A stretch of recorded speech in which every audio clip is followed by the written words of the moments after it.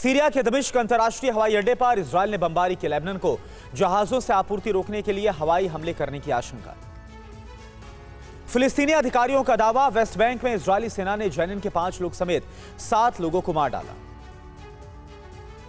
Ansarullah ने Israel के एक और जहाज को जब्त किया। इजरायली अरबपति इयाल ऑफर के डॉकयार्ड समूह का हिस्सा है लंदन का डॉकयार्ड मैरीटाइम। युद्ध विराम के तीसरे दिन हमास ने 17 बंधकों को रिहा किया। 9 इजरायली बच्चे समेत 14 इजरायली और 3 थाई बंधकों की रिहाई हुई। इजरायली सेना ने बंधकों को एयरलिफ्ट किया है। इजरायल के पेटा टिकवा में श्वाइडर चिल्ड्रन मेडिकल सेंटर में उतरा हेलीकॉप्टर।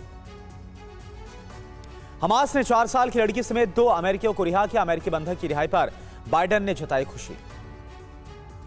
रिहाई के बाद इजरायली डॉक्टरों ने फिलीपींस के जिमी की स्वास्थ्य जांच की। अस्पताल से छुट्टी मिलने पर लोगों ने ताली बजाकर स्वागत किया।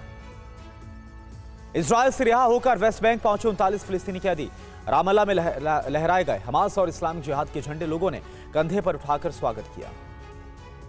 हमास का दावा, रूसी नागरिकता वाले बंधकों को रिहा किया गया। कहा, जंग पर मॉस्को के स्टैंड की सराहना करते हुए कार्रवाई की।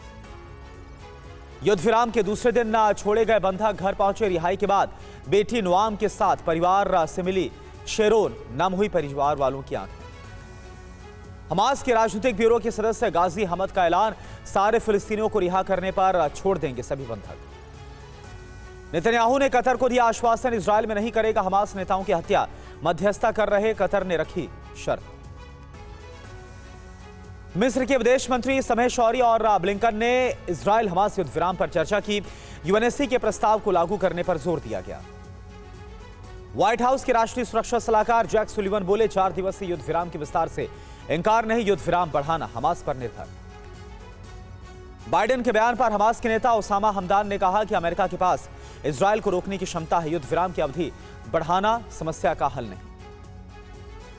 इजरायल हमास जंग के बीच कतर का प्रतिनिधिमंडल गाजा पट्टी पहुंचा।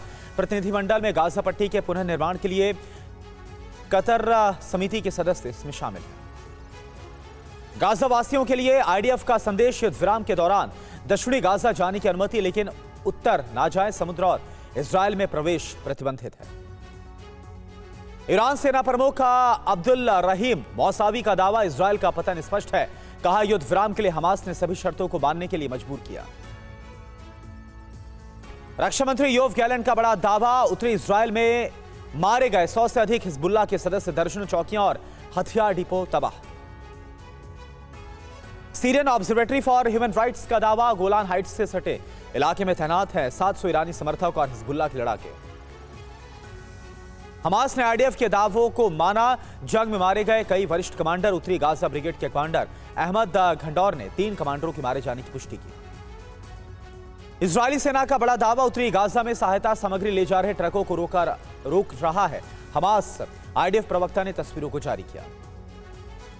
इजरायली सेना के पुरुष और महिला जवानों ने मनाया जश्न, एक साथ झूमते हुए गाना गाया, खुद को बताया आस्तिक। हमास की कैद में बचे बंधकों के परिवार वालों ने तेल अवीव में निकाला मार्च। बंधकों की जल्द रिहाई की मांग की गई। इजरायल हमास जंग के खिलाफ लंदन में प्रोटेस्ट। इजरायल के समर्थन में सड़कों पर उतरे हजारों की संख्या में लोग झंडे और तख्तियां लेकर मार्च निकाला।